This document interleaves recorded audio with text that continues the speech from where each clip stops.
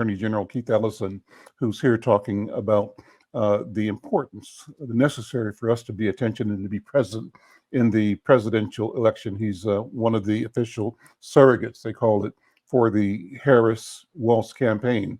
And Attorney General Keith Ellison, man, I just can't tell you how excited I am for our state and for all of us as individuals, because this has ripple down effects that are phenomenal. But let me throw the talking stick to you, first of all. Welcome you to the conversation and to the healing circle. Go ahead. You got it, brother. I caught it. You got the stick. I got it. Well, let me just, first of all, greetings, beloved family. It's good to see you guys. You're looking good. Always, it just lifts my heart to see you looking so good and the light emerging from you. But here's the thing. Now Tim Walz is on the national ticket. There's a lot of good things about that. I don't mind mentioning. But what that means is you're going to have Peggy Flanagan, who's going to be the governor. Bobby Joe Champion will probably be the lieutenant governor. And it might even open up Bobby's seat. So then you might have new leadership there.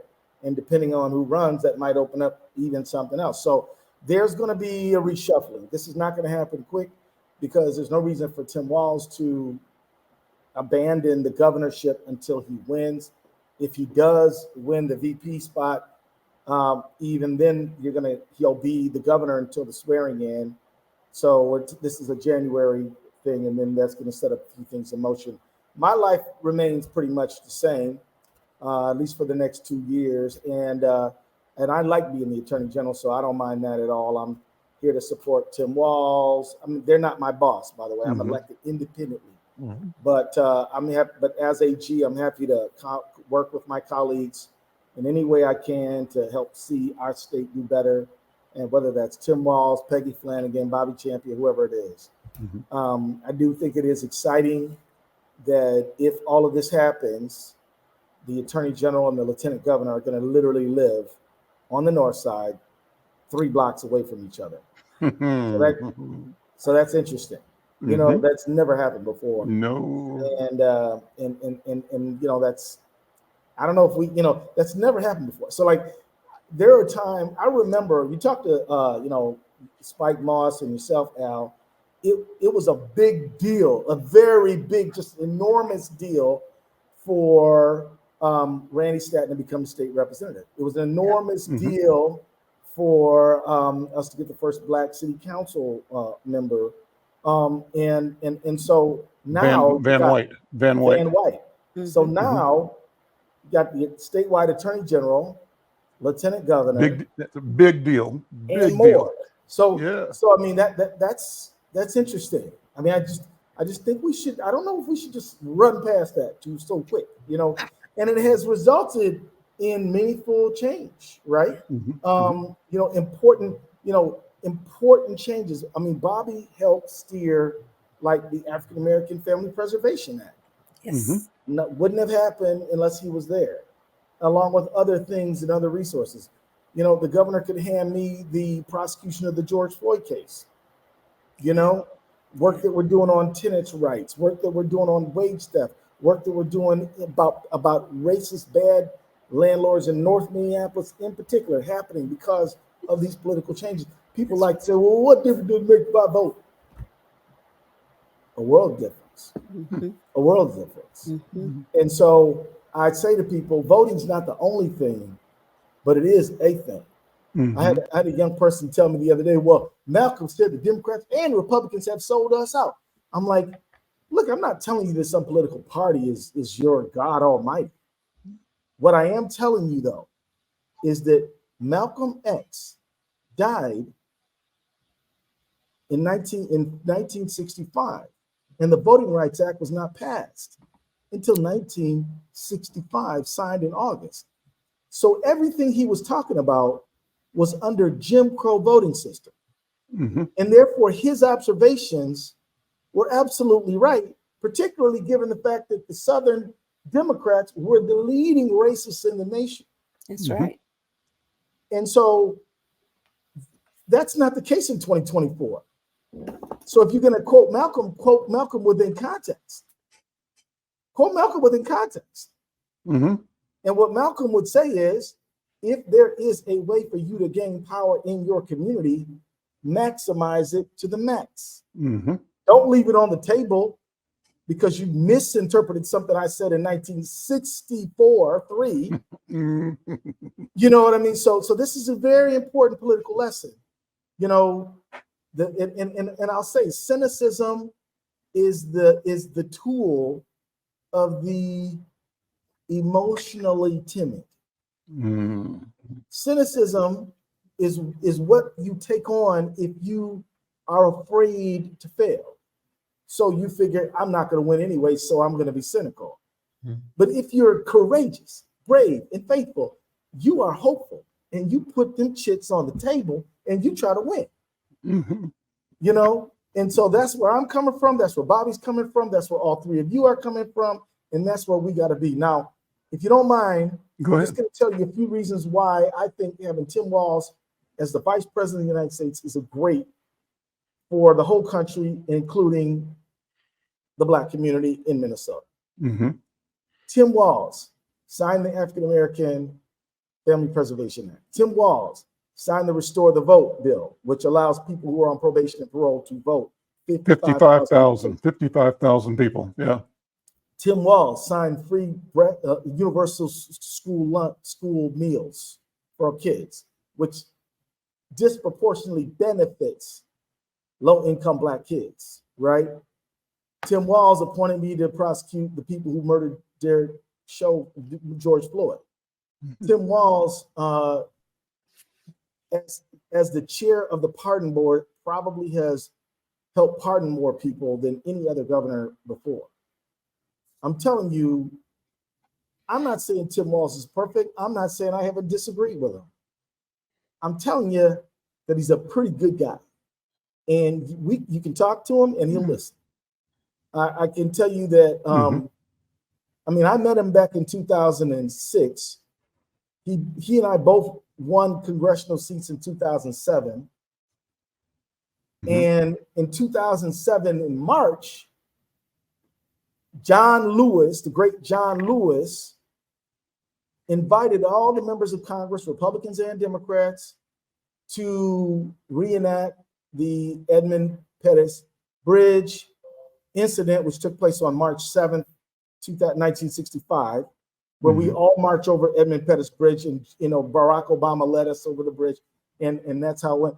This guy was on that trip. He didn't have to go. He was there on that tour bus with his wife, listening to these civil rights leaders carefully, earnestly, and seriously. And he was asking them questions. He was listening to them.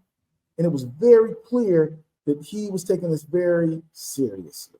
So it's, to me, you're never going to get perfection. And if that's what we're fighting for, then we're never going to get anywhere. But he is about as good as we're going to get, man. I'm telling you. And look, I knew the other people up for the job too. I mean, I know Josh Shapiro. He was the Attorney General in Pennsylvania. Good dude. Nothing wrong with him. I got not one bad word to say about Josh Shapiro. Nothing. In fact, I got good things to say about Josh Shapiro. But I would rather have Tim Walz. Okay. One, because he's my governor, but also because I think that he has a broader grasp. He was a coach. This dude, there was a gay-straight alliance at the high school, and he was the football coach, and they asked him to be the faculty advisor, and he said yes because he wanted to send a signal as the football coach that these fellow students are not to be bullied because of how they, who they want to be with, right? And that to me is important kind of signal, and it helps. So this is the sort of fellow that he is. Yes, he's a hunter. He was an NRA, A-rated NRA member when he went to Congress. But as more mass shootings happen and school shootings happen, he's like, time out, guys. It ain't nothing wrong with you having, a firearm, but it is something wrong with you having no restrictions on firearm at all when all this death is happening. And they were like, that's where we're standing. Are you standing with us? And he said, no, I'm not standing with you no more. He's standing with children and families. and Right, safety. and he broke with him. Now that takes political courage. Somebody said, "Oh, Tim Walz changed." He didn't change; they changed. Mhm. They're the ones who went from a legitimate organization of gun owners to a group of extremists, and he had to break with them. And so I will, and I'm talking too much now, but if y'all will indulge me, I'll just say this. Absolutely. Now Keep there's taking, this thing about his military service. Mhm. First of all, he was in National Guard. Mhm. It was his job to help domestic disturbances, floods, stuff like that, fires, stuff like that. That's what he signed up to do. And he did honorably for 24 years. For them to try to tear him down because of what they are misinterpreting Mhm. and lying about, we can't allow that, man. We can't allow it. He told them months before that he was going to retire to run for Congress, and then they decided to deploy. He did not abandon his unit. That's a lie. Of course not. That's right. Now That's right. but they're just gonna lie now, and it's so crazy to me because that guy who's running, DJ Vance, this dude called Trump a Hitler. He talked bad about Trump. Do y'all remember this? Mhm. He was running Trump hard into the ground, saying all manner of bad, and he's sucking up so bad. I mean, Trump is gonna have marks on his butt because this guy's kissing his butt so bad. And so, and like, wait a minute, dude. Now that is that's a dishonest person right there. Mhm. And if you've ever read Hillbilly Elegy, and I have read Hillbilly Elegy, you know what it reminded me of when I read it? It reminded me of Bill Cosby. Really? Bill Cosby going The on about contradiction. how black folks Mhm. has gotten too many babies and y'all lazy and got to get a job and Mhm. quit trying to be so blah blah blah. It sounded like him in whiteface. It sounded like Bill Cosby in whiteface Mhm. lecturing white people in Appalachia about how they need to pull up their pants and pull up their bootstraps and stop having babies and stop, get a better job, and why don't you stay in school? I mean, just this lecturing, this high-handed, arrogant superiority thing, So, and then on the other thing with regard to what happened with the aftermath of the murder of George Floyd. First of all, who caused the riot involving the death of George Floyd? Derek Chauvin. You can't blame that on nobody but Derek Chauvin. Mhm. And I can tell you, as the chief law officer for the state of Minnesota, Tim Walz acted as quickly as he could and appointed the case to me as soon as he could. And I did the best job I could. So my point is, that's all lies. Mhm. Crime is down, dramatically down, way lower than under Trump. So all these things, they're just making up all this stuff. I heard somebody want to bring up a DUI from a long time ago.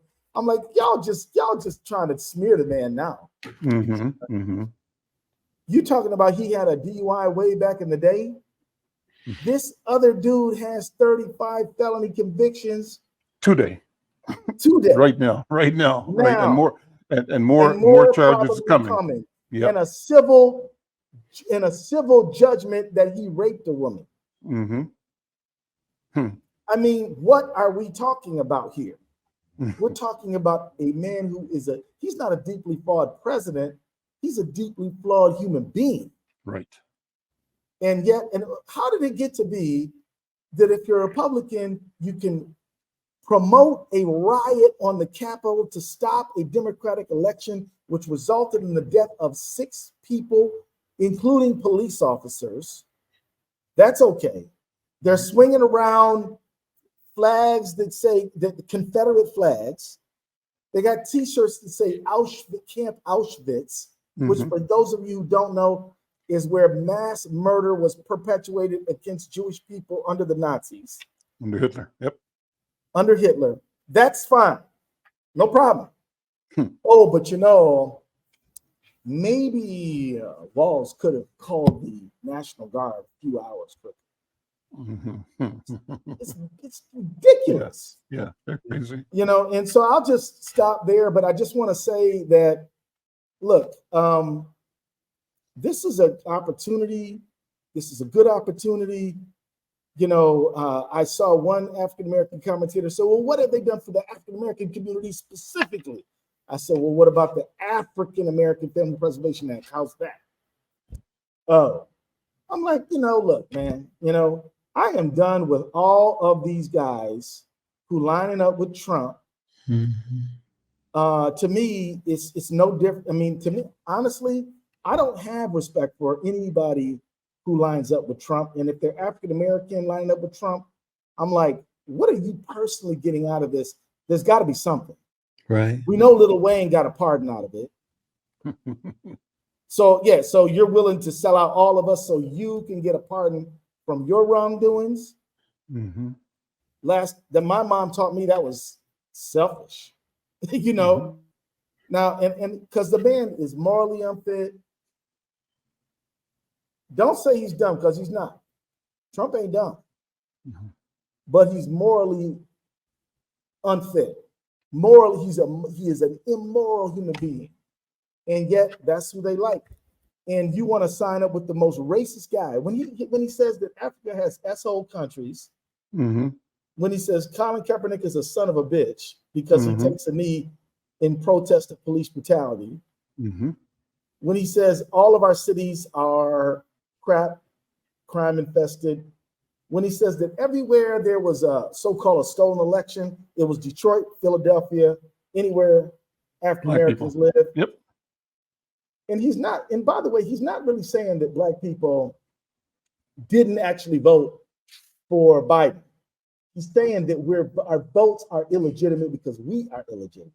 Right. And he wasn't really saying that Obama wasn't born in America. He was saying he was illegitimate. He was saying, I don't give a damn where that was born.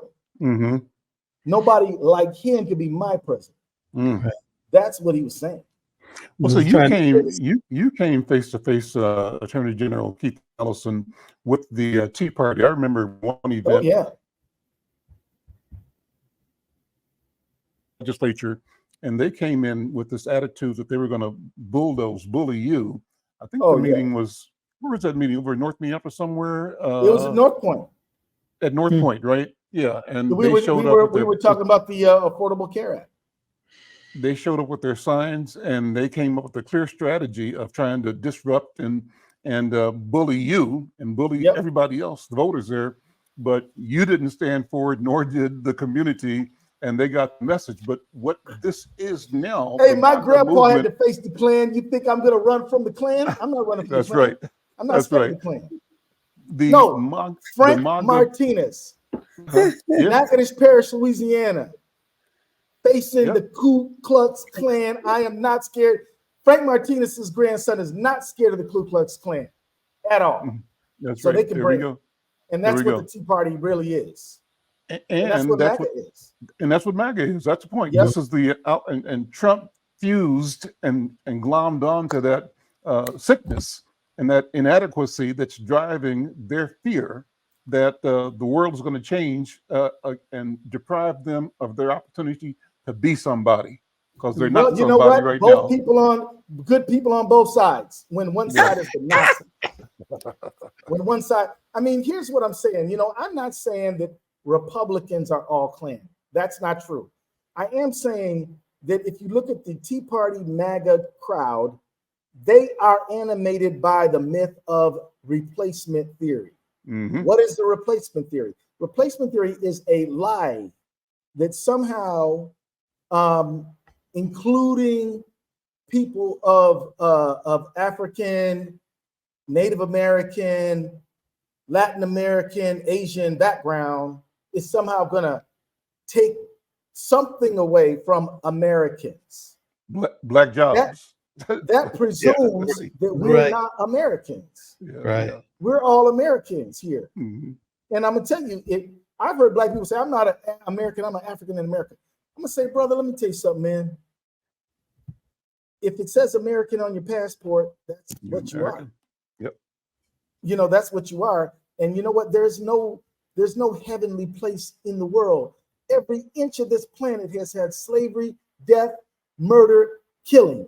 So if you want to go somewhere else and you think that that's better than here, look, sorry, you're going to come back here and you might as well make this place better. That's right. Because every inch of I don't go to China, man, they had slavery in China. Mm-hmm. You know, so make this place better, where you're from, where you know the language, where your mama is buried, all that.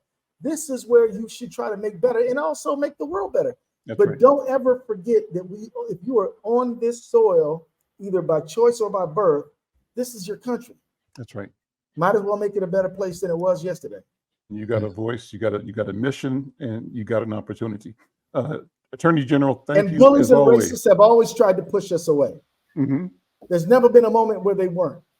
I mean, even so when I was telling you, Tim Walz, you know, and I like to say this, you know, we all know African Americans have been the heroes of our own story. I mean, African Americans have been MLK, Malcolm X, all, you know, we are not, but it is also historically true that like Viola Liuzzo lost her life trying to help Black voters.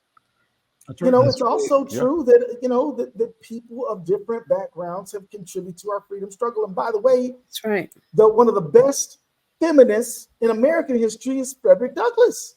So it's not like everybody just helped us and we didn't help nobody. No. Frederick Douglass was a feminist supporting women's suffrage. Yes. So our community has helped other communities. And we've been a part of the environmental movement. One of the greatest environmentalists of American history is Bob Bullard, who wrote Dumping in Dixie and many other books. And so what I'm saying is we have contributed to the struggles of other people to have freedom. Other people have contributed to African-American effort to have freedom.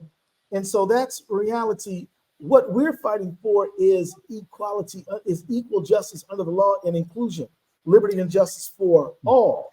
What they are fighting for is liberty and justice only for people like me. That's what they're saying. And that means Anglo-Saxon Protestant and only, and not even you know, the people who believe in the stuff Jesus taught, like, you know, love ye one another. They're talking about Christian nationalism, which is not Christianity, folks. Right. It is a ethno supremacy chauvinistic idea that just really uses Christianity. And I'm familiar with the concept because I know people in the Muslim world who wanted to pimp out Islam for their own purposes. That's right. And people will try to exploit religion because they know we love our religion. So that you invoke religion to try to gain adherence. But in reality, they're just trying to use you. I say to everybody, white supremacists don't care about white people. They don't. Would you ever hear David Duke talk about healthcare for white people? Never. He's only saying you should hate this one, you should hate that one. But he's never saying, let me make your life better. Let me see what I can do for you. No, they don't do that because that's not the business they're in. They're in the business of power acquisition, and they're there to use you.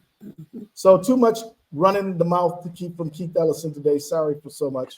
One more thing before you leave. I was thinking about the succession again over at the state capitol, and during the COVID, the legislature granted extraordinary power to the governor and his executive cabinet, and you were a member of that, as I recall. Right. The constitutional officers, 5 of you, in a sense, had control of the entire operations of the state, particularly around COVID. That meant you as the AG. It meant the governor, I think, lieutenant governor, and then Secretary of State, and maybe the auditor. And so that's phenomenal. Now, when Governor Walsh becomes vice president and Lieutenant Governor Flanagan becomes the governor, Bobby Joe Champion becomes the lieutenant governor, you remain the attorney general. For the first time in history, again, the 3 top constitutional officers of the state, people of color. Unheard of. Unbelievable. Think about that.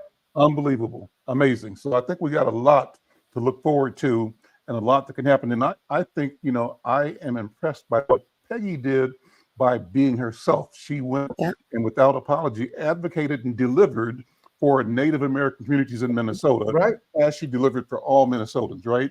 And so Better believe it. Bobby has done the same thing as the head of the Senate. You've done the same thing as the Attorney General. But what if you had Bobby now in the position that Peggy was in, with the bully pulpit and the capacity to control budgets in a way that we begin to deliver more broadly for business, economic development, for wealth creation, for healing, health, education, culture, because we simply have the power to do it. I think it's a wonderful day that lies ahead. I say, let's get ready. Let's get going. And what I'll say is, if you happen to be a white person, don't be afraid of that. That's right. Because you've never, because look, you've never seen, when people of color get an opportunity to serve their state, their country, we never exclude anyone. That's right. In fact, we help more people even. That's right. I mean, because of Bobby's leadership and Peggy's leadership and others, and Tim Walz, now all kids got a meal going to school, no matter what color they may be. Everybody. That's and right. like in the South, you didn't have universal education until the end of slavery.